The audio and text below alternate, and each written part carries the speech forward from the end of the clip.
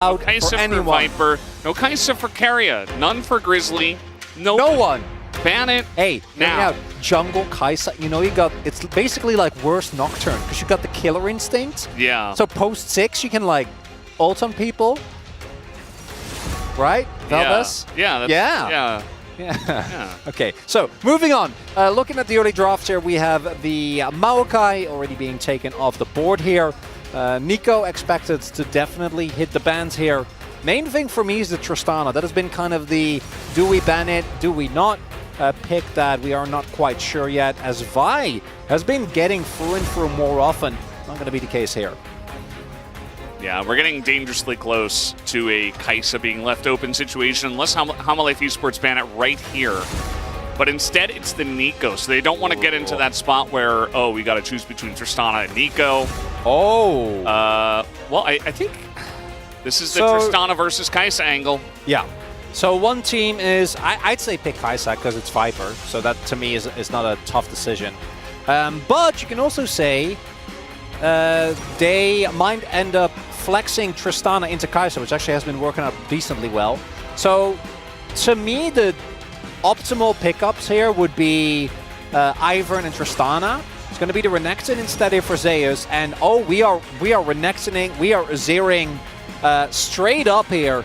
Going to give Zeka the opportunity to get a counter pick, and T1 is prioritizing playing something that they're comfortable with over picking up some of the high priority. So they're going to get Tristana, like they can go Kai'Sa, Tristana, and Ivern here, which I don't think Grizzly will, to be fair. I'm expecting him to pick up Rumble else. Tristana or Yone. Zeka's really good at Yone. In fact, he's probably the best Yone player. Maybe Chovy can challenge him for that title in the LCK. And so you picked Poby's Azir directly into Zeka. That's very confident, very dangerous. As you mentioned, I think it does come down to comfort for this player. Oh, we haven't talked about Poppy yet. And that is actually a pick that I do think somewhat ties it together. Poppy is incredible into the Yone, denies a lot of the potential setup that the pick otherwise has. And Azir Poppy is, I think, no, it's good. It's definitely good. Yeah. Although, what weighs much heavier on my mind is the fact that Kai'Sa got through. Because I think this pick, when it comes to 1v9 potential, is almost unmatched. And it is right now the best poke champion in the game. So what you can do, you can just fish with W's, and then if you have an angle like Zeka goes in, Grizzly ults, and you die. Oh, no Smearl! Oh no. No Smearl here in Game 1. I'm so sad.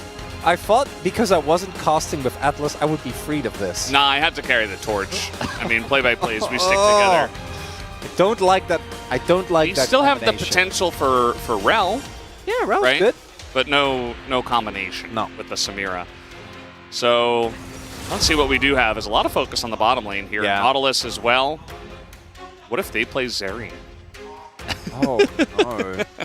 We did just see, for you guys who are joining this series, Henna play it in the first one. I think you just go Zyra Khan. If neither gets banned away, which I think one of them will. I don't know which one. Well, I don't think you'll get both as T1. Well, you'll pick Rakan and then. Yeah. So I think.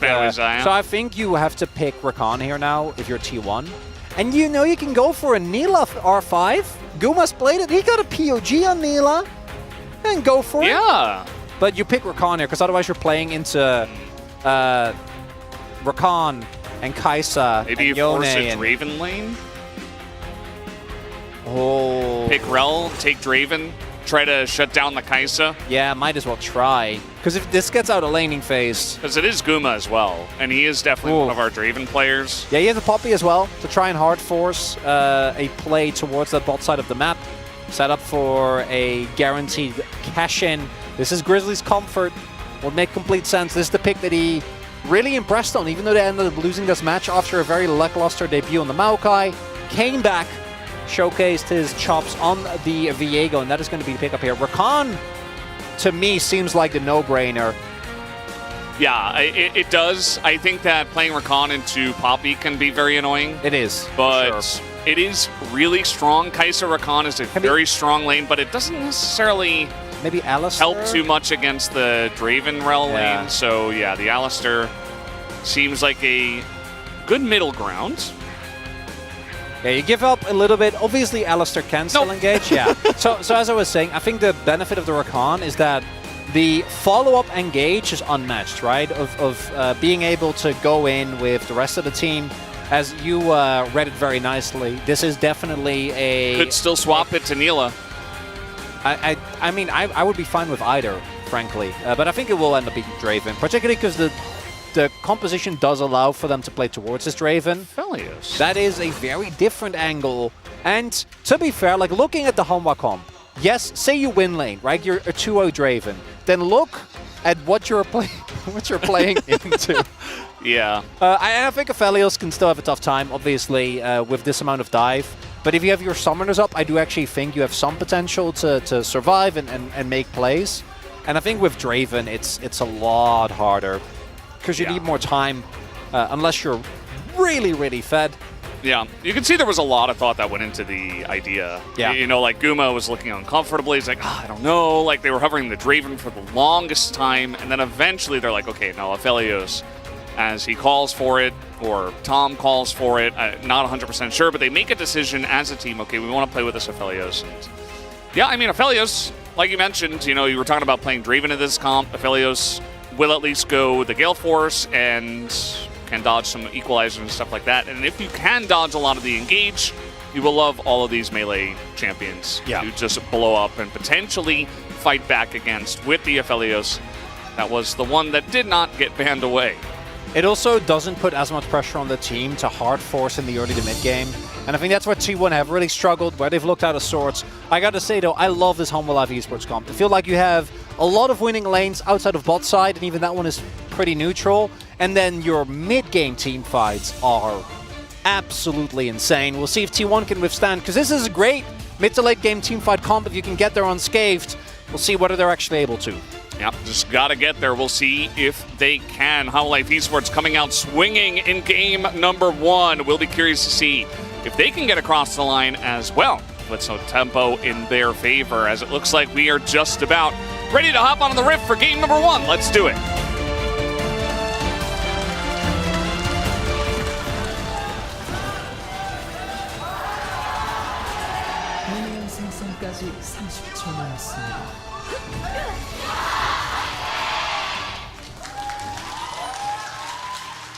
Here we go, game number 1 between Hanwha Life Esports and T1. Oh, he didn't go Ignite. I bet he went Scorch as well. Yeah, if we can get an update and let us know if he went Scorch. I mean, we're going to see it in a little bit. Just someone tag Huni. Yeah. Someone let him know what is happening here. Just reach out to Huni and say, hey, Rumble there's another teleport one. in Scorch. Poor Huni, it just really bugs Huni. As a it's like himself. It's Oaks with Emacs or you with Blast Cones. Me with certain words being pronounced certain ways. Yeah, there's also Kercheezies. Yeah. Well, we're definitely going to get at least one in this game. Oh, we will. Yeah, we're going to be shivving it up. Viper definitely going to go for it. Seen that build be insanely strong, very consistent. Yeah. There's a lot of debate nowadays, and always it feels like, between who is the best AD carry in the LCK. Some would say Viper, others would say Pays. Some would even go as far as to say, well, it could still be Guma. He just hasn't really had a team to play around, and he's been still playing well even while the team has been struggling. We have confirmation. By the way, it is Scorch. We are, in fact, scorching the earth. Yes. And also your Huni's approval is also getting... Yeah, Huni now is going up in flames. Unhappy with Kingen, just by default. Zeka's he's not even on the desk. Yeah, he's not even here. Wait, he might be casting on the green side, actually. I haven't seen him all day. I don't think so. No, I saw... No, I think it's Pony and Crowd Templar. Yeah. Crowd Templar? Cloud Templar. Makes sense considering, you know, the... And Sunke. Yeah. Season just added him in the chat. Huni, that is. Very important. Yeah, but I was just curious, who do you think it is? We don't have a lot of time to discuss it, and people have discussed it at length on talk shows and stuff. But I don't know. I'm just curious. Who's your pick, Chronicler? I don't think it's Pace, as good as I think he is. Because I think that... well, okay. We're just trading flashes. I mean, Jonah Strong saw that coming about 7 miles away. I'm sure Guma did as well. There's no way you walk that far up. Why is he trading flash with Rakan then? I don't know. I don't think it's good. But like, I don't know why else you would be that far up, as with invade going through here. There is bot side priority, even though Life is earlier to the roam. I do think that Life might have to let this one go. The Bear are gonna have to maybe give up his... Oh, looking for an angle on Guma, who does not have flash. They saw him. Yeah, he walked past the wave, so they know. Grizzly, they know you're here. I mean, it's not like he can. He knows as well. Yeah. So he's just hanging out. I wonder if they're going to go for a counter invade here, or if we actually see a 3v3. Could either side I think could opt into this, but it's definitely riskier for Humble Life. I think the early power of Rel Poppy. Yeah, just let it go. Is a bit scary. And Grizzly also has cleared a little bit more of his jungle. So we'll be fine here. Just forced to back off for a little bit. Oner going to get double scuttle early on here.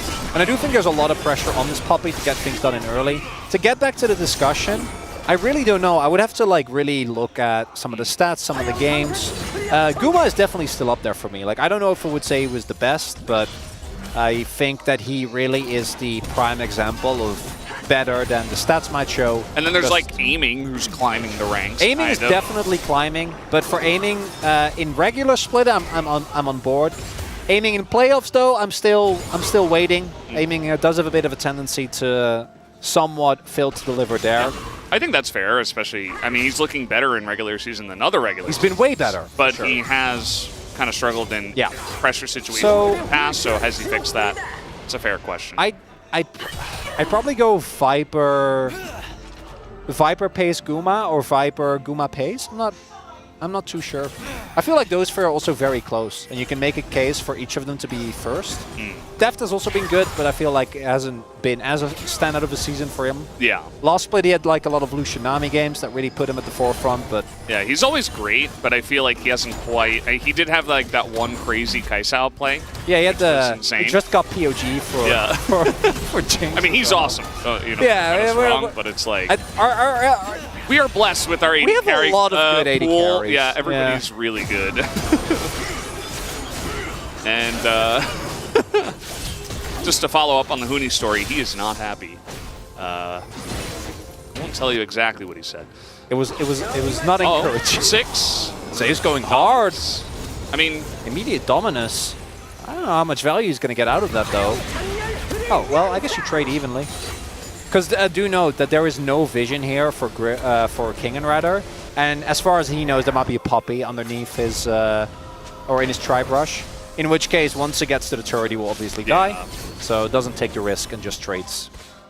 That in turn will lead to a early Dragon here in T1, playing the early game out nicely, but I'm holding off any judgment until we get to Humble Life's team fighting, because that's where I think this comp should really excel. If they can sync up. You pointed out the Maokai ban earlier on during the draft, and specifically like Maokai, Rumble, and Yone has been a combination that we've seen a lot of in Challengers, and that is a nasty combo to play into. Looks very satisfying, feels great to play, not so much to play into, because the amount of layering of CC and damage you can do is great. Yeah. The mid lane right now is not going very well for Zeka. He is great on the Yone in general. I feel like his mechanics are pretty insane, especially on melee champions, always has been. But Poby's really doing a number in the mid lane. He was missing some XP that was going into the turret, wasn't even a cannon wave, had to back for a second time. Jonah Strong was pointing that out to us with his excellent observing. He's a storyteller, Valdez. Yeah, I mean, there's not much else happening in this game, so I think it's pretty cool. Poby doing a good job, and I mean, the Azir early on in the game always going to do this. A little bit less nowadays compared to other patches. Yeah, but still, we've seen the. I don't think the Azir is like guaranteed prio anymore. I would love for these type of roams to actually turn into something, try and impact the bot lane, but probably going to be post 6 for Viper and Life before Zeka actually commits to roaming down. But yeah, I think the Azir's early laning phase has definitely been hit. We've seen Yones win this though. Zeka actually has been able to like really punish Azir's early on. If they misstep, get hit by like 1 or 2 Qs, and then You can just keep aggressively trading by going forward, hitting a Q, maybe a W, and then snapping back. Particularly if you are aware of where Oner is, as Oner gonna walk into Grizzly here. But yeah, the Poby definitely not feeling too afraid with red buff.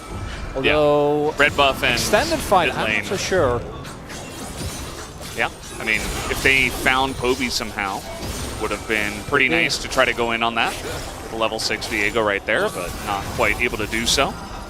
Feels like both sides are really trying to avoid making any mistakes. Yeah, we are really trying to feel out what the other team is doing. Zeus has been pushed into the turret, and it looks like he will be coming over here. Might have a 3v3 on our hands. Oner's got to be really careful. Yeah, he's going to get comboed on so hard as the equalizer right on top of those two. Melee champs, they get on in as Zeka looking to extend. One more Q to do it, and Grizzly gonna pick up a second kill as 2-0 now in favor of Humalife, and they will take a free Rift Herald. Exactly what we were talking about. This top side is lethal the moment you actually sync up for that 3v3, and you feel relatively safe if you're a Poppy. You have Steadfast presence, but no opportunity to flash. Straight up, walks a little bit too close. Doesn't flash, doesn't get the W off, and then it is the Q-W combo, and then by the time you CC'd, obviously the Zeka ult follows, no counterplay available, and they even get Poby, and it's this type of decisiveness from Grizzly, right, going for the flash W, that I think is why we've been so impressed with this player. Yeah. He's just so consistent, and you can tell, like, the more he gets comfortable, the better he gets. So we're just like, how far can this guy go, you know? It's a feel-good story. Unfortunately, not so much for T1. Losing this early jungle 2v2 really, really hurts. Poppy is one of those picks where, outside of really big ultimates, once you start falling behind in tempo, he does lose a lot of our impact as Poby. It doesn't have flash. Yeah, he's dead. Yeah, this is the end of him. Down he will go. Grizzly gonna pick up a second kill now, as they set that one up beautifully, perfectly timed for Life to come roam into the mid lane. Humalife Esports are pristine in this early game. They get that early pick, and now they're just running away with this game. Just running them over. This is exactly why we were talking about Guma not actually having the opportunity to show anything. Because the map is already on fire. 10 minutes in, 2.5k gold deficit.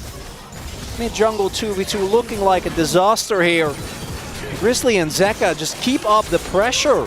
Yeah. Poby doesn't have his ultimate. This is going to be mid lane turret almost going down before it's even 11 minutes. And, I mean, you remember what happened in the draft, if you were watching closely. They were hovering Rumble, they were holding on to it, and then they switched to Renekton. They picked the Renekton Azir. And eventually, you know, the Rumble immediately came out on the side of Humalife Esports, and you can see the way, you know, Rumble joins up for the 3v2 essentially in the river.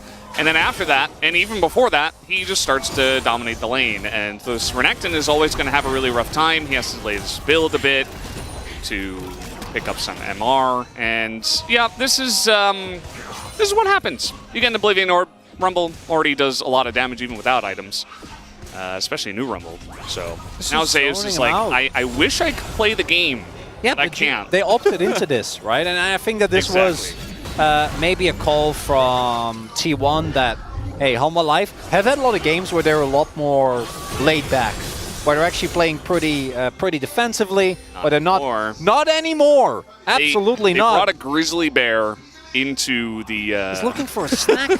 but what is really impressive to me? Rabid in the greenhouse right now. Oh God. Oh no. Yeah, no, it's getting pretty brutal. As we take a look, but this to me is the key difference, is that Life also has looked so much better. Is the one that sets up the play, and then the follow-up obviously is great. There's no flash, there's no ultimate, so Poby basically has 0 response time to try and get out of this. But Life looked, for the first few weeks of summer, just didn't look very good. And it was better than he was in spring. Spring was really rough. I think he was up there as one of the worst performing members of the teams, but he's been great as well.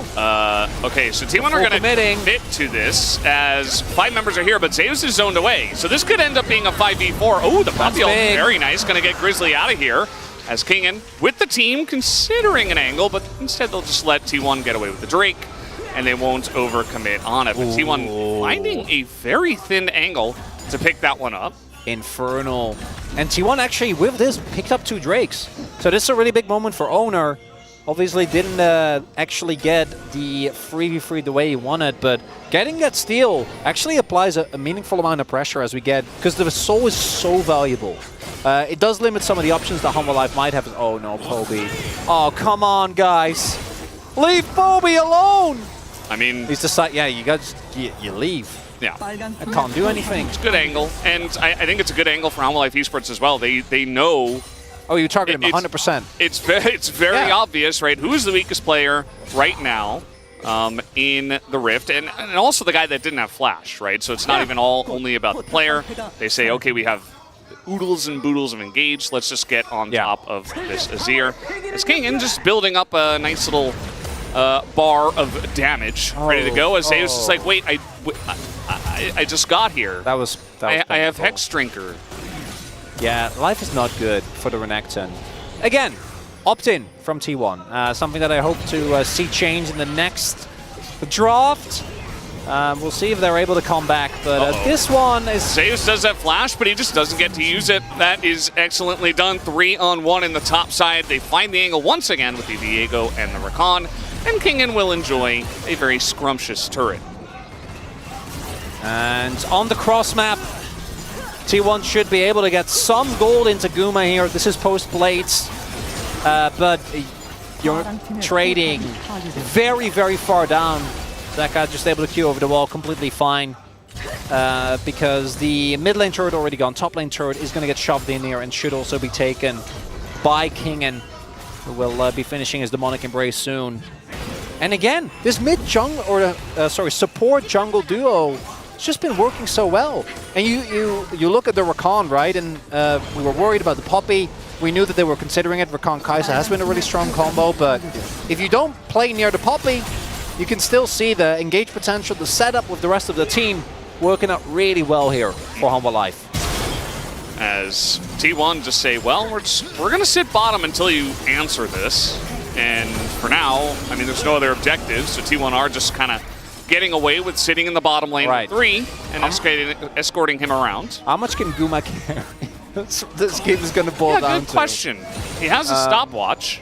He has Kraken. You know, if he gets to like free items, they do have great peel. No Gale Force against it's going to take Fed Viego Rumble Rione. Don't forget about Rakan. Guys, expressing our... Yeah. Just name everyone. It's a fun game. We didn't say it was going to be easy, but... Nobody said it would be easy. Yeah. If T1 has an angle in this game, it's through the Aphelios player, Guma. And, I mean, it's not like the other champions can't press their buttons, but they are very behind at this point in time. Humble Life Esports going to pick up yet another Rift Herald for their troubles. And they have so many carries. We were talking about the amount of carries in the last series that DK had. This is, it's even more it's everyone. Abrasive. You know, even Life at this point, I'd be scared of him. And what I really want to highlight is it's such a... We've seen this split in particular, I think, really the way in which the circumstances in which you come in, plus just the individual players' reactions to getting called up before they're really ready, has happened. Because for Poby, it's the same situation, right? He's forced into this because of external circumstances, otherwise would have needed a lot more time in Challengers to actually develop. Even him getting called up to Challengers was sharing the spot with Nice, who is now playing there. Yes, the player's name is Nice. He's called Nice, yeah, it's a really good name. Yeah, just to avoid confusion. There's also T1 Smash, who I really hope, that's also a wonderful name. Anyway, there's also Plan B, great league. You should check out Challengers on Monday and Tuesday. Great. Anyway, as we were saying, and I think that Poby is really a lot more realistic case where the player just struggles because the level of play in LCK is so much higher. We've even seen it with Paddock, who started off pretty okay and then kind of tapered off as the weeks have continued, and you get punished and punished over again. It's really easy to lose confidence, lose that productivity that you need to perform at the highest level. T1, they're trying to get position here in the mid lane. I thought maybe Humble Life Esports were going to collapse on them, but Life and Zek are both in the bottom lane. So with Zeus now backing, he does have teleport. He will join up with the team here from the bottom lane. They didn't spot him. Oh, they have no idea. Life is just... This is Bib Nessie. Okay, that was a mistake. As now, they do not have the Rel one, and they are just going to get boomed here in the river. Oh, it is just so one-sided. Oh. They don't have anything. I mean, Keria just uses ult, tries to catch someone. They get a flash at a King in. It doesn't work out. Maybe Oner can steal. That would still be big. Oh, he's going to try. Helicopter available. Let's see how it goes. Oner is going to get into the pit, but again, this is 5v4 against some very fed Homolife Esports members as the rockets are hitting Poby. The burns are coming down as now the Poppycopter begins to flash on into Kingin, who does not have his own flash, but Grizzly is in here. They might be able to get Kingin, but this Drake goes the way of Homolife Esports. Poby is free food, and so will the rest of the team as a Q3 comes forward, hits both of them. Guma goes into his stopwatch. Is it going to be enough here? 1 Q from the Kai'Sa might be it as Grizzly on the Poppy stolen will finally be able to take out this pesky Aphelios. Guma still did 5.5k damage, and it just doesn't matter, Valdez. As Homolife, the bear picks up the dragon, and then they're a member down, and in the chaos. He's 6-0, Grizzly. Is Academy the best league? At this point, I don't even know. Keria ends up going down, doesn't have his Magnus Storm to buy time, used it, did get the flash from Rumble, and at that point the equalizer was down. So here a lot of the cooldowns for Homolife aren't there, which is why they're playing so defensive, right? They're actually biding their time, waiting, looking for an opportunity, waiting for the cooldowns to come back up. But then eventually, like Zeus doesn't have his Dominus, they try and take Kingin down. Will get him eventually, but it takes a lot. It takes so much, and they're still a member down. They don't have the CC. Viper is able to flash away from Poby's ultimate, so he doesn't get knocked into the back line. And then Guma, he's trying. In hindsight, you know, maybe if he doesn't stopwatch, he might kill Grizzly, but he would still die to the Kai'Sa. I don't think it really would have changed the outcome of the fight whatsoever. And if T1 would have gotten Soul Point there and Guma would have gotten 2 kills, you could be like, hey, maybe that you know, in like 20 minutes could be worth. Right now, though, not even remotely. Looks like Homolife is going to set up around this Baron, and I'd say start it up. You know, you're so far ahead. Do it. Just force them to come into you. Your Force turn them to is fight. insane. It's disgusting. I mean, even Yone and Rakan, but again, they have so many tools. We mentioned it so many times as T1 will be forced all or nothing to respond to this, but they have no vision. They just got to go into this one blind as the Wombo combo is right there on top of the Renekton. The damage is coming out from Guma. He's gonna do a huge chunk here to Grizzly, who's just on the run, who picks up yet another double kill. Grizzly now 8-0 in this game, and again, Guma is just not given an angle. All right, well, maybe if Guma can get some better augments, you know, he can make a way and get extra summoners. No. And maybe then he can care. No, it's not happening. Homolife looking amazing here. It's just so clean. Right, we were ahead, start the Baron, make the turn, the double angle with Zeka going in with the Q, Life on the flank, T1 in desperation, try to make something happen with the Poppy ult, but it gets interrupted. So clean. This combo, so clean, and Guma doesn't get the opportunity to do any damage. The front line does more than enough. Grizzly goes in the back, picks up a double kill just for good measure. And Homolife looking amazing here on this first match. Yeah, they definitely are. Started with the fight in the river, you remember, early on in the game, and since then, Grizzly has been growing even larger than we even imagined in the beginning. We'll have a Guardian Angel soon. Just imagine how cool the Rookie of the Split vote would have been if not for Pace. Jiwoo, Grizzly. Yeah, true. But no, not happening. Good old Pace. Good old Pace. Yeah. Oh. Hey, now, there's still time. True. I mean, if you know, really depends we'll on see what happens. To underperform rather in that case. Yeah. Winning. Not hoping your for first that split either. kind of helps. Makes sense. I don't see an angle here anymore for T1 because the Homolife comp is really good at diving as well, right? Viper going for Darkseid as well. Wouldn't be surprised if he ends up upgrading into a Magi's. They can just sit and they can fire harpoons and Kai'Sa W's until someone looks relatively low, and then you press Kingin's ult, you press Zeka's ult, and everyone dies. You look at this gold graph, that's how you push a lead, okay? Like we've had a lot of teams that are like, oh, we got in the lead. Let's bunker down. Let's wait 10 minutes, and maybe we'll fight over the Drakes if the enemy team decides. No, Life Esports is like, we are doing the Baron in 20 minutes. We're so far ahead. We have amazing turn. We're playing around our composition. It's just really great stuff across the board. And it's going to be a second Infernal here in a second. And it's understandable that T1 is struggling, obviously playing without Faker, who was an incredibly large part of the team shot calling, and just in the mid lane is a lot more stable than what Poby, unfortunately, with his limited experience, can provide. Any damage per minute enjoyers? It's also just a pleasure for Hanwha to be good, because we've been waiting for this kind of the entire year. And it just hadn't really happened yet. Yeah. This team has the talent. Well, Poby's going to trade his crown. And, you consider like Live Sandbox with Prince. They get him in, they start performing. Life Esports, they get Grizzly. He's 8-0. Just playing like a god.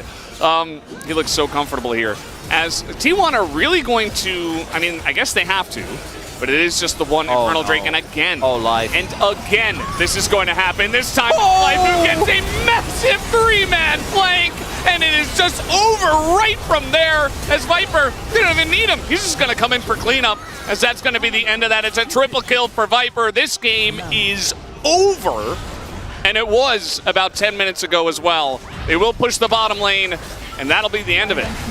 It's a slaughter. Life having an amazing game on the Rakan, actually paying off. Grizzly and Zeka continuously on the offensive here. This is why I wanted to see Zeka play Yone against other teams that weren't on the side of the standings. Ooh-wee. That'll be the Nexus going down. 13,000 gold lead as